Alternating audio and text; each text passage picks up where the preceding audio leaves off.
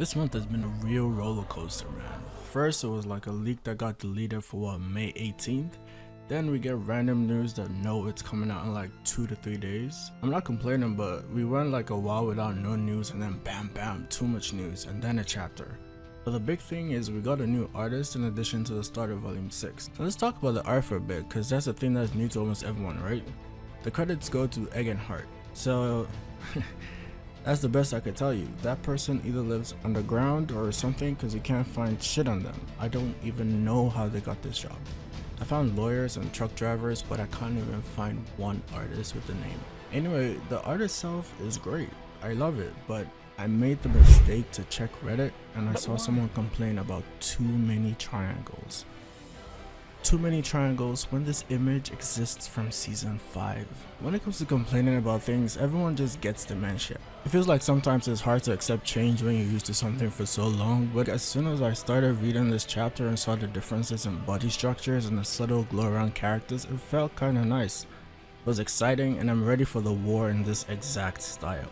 To give perspective, Chapter 139 was the last real major milestone fight the series had. That was only less than 40 chapters ago, but if you look at the art in that, it kinda looks pretty old. But at the time, it felt really good. Fuyuki himself improved tremendously from when he started, and I'll say that this Hart person is better at his start than when Fuyuki started, probably. Maybe? I don't know. I don't know who's better currently, but it's up to interpretation. But what I'm gonna say is we're gonna see some chops when Sauret and Uto show up, probably in the next few chapters here, and when they start flexing their magic, we might get a good taste of what's to come, but for now, I'm very happy. I almost forgot to talk about the chapter. But before that, let's do a really quick, really quick recap of season 5. To recap, Arthur dehumanized and killed Lucas Wykes. He was shown just a little bit of power of the allowances after learning about their history from Varian, and then he got arrested. Then he became involved in the cleanest, non-stressful jailbreak in history. He came clean about his reincarnation to his parents, and he left for 2 years.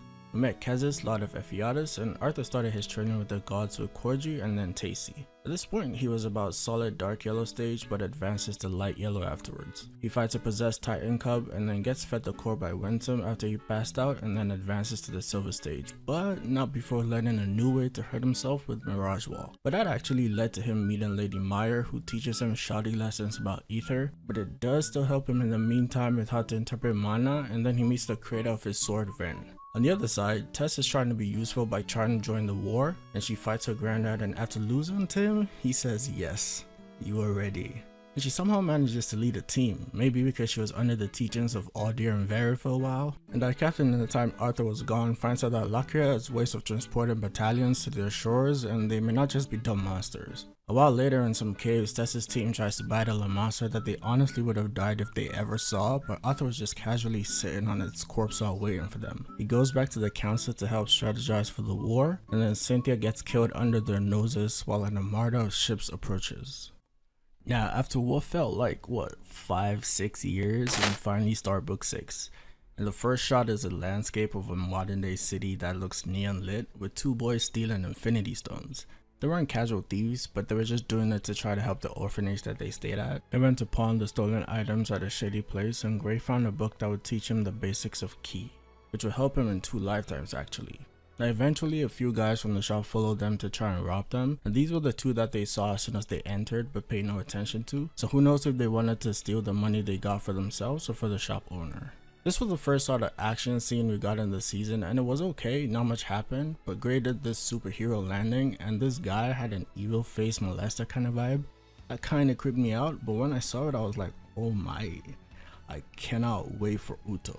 Anyway, Nico was pretty useless as usual, and Gray started to tap into his Ki and beat these dudes up by jumping on one of them and punching one with a nail between his fists. What the hell? After some chatter, they went back to the house, and then we see Mommy Welbeck and possibly the first introduction to Cecilia. Correct me if I'm wrong. I don't know if there's like official art for her or something, but finally, I don't have to associate everything related to Cecilia with Tess. Does everyone know that? Also, Gray, buddy, close your mouth, bro. Thanks. Now in the present day, or well 2, The weird chin MC wakes up with women drooling all over him as usual, and then he gets dressed in a new fit, which admittedly makes me look forward to the coronation and that epic speech that's coming up later. You know the one. And they sour the mood by reminding us about director Good Sky, rest in peace old lady. Now Varian mentions that him, Winsome, and Arthur are going to meet the ritual representatives, and these guys just jump off a ledge like there wasn't a more convenient way of getting around.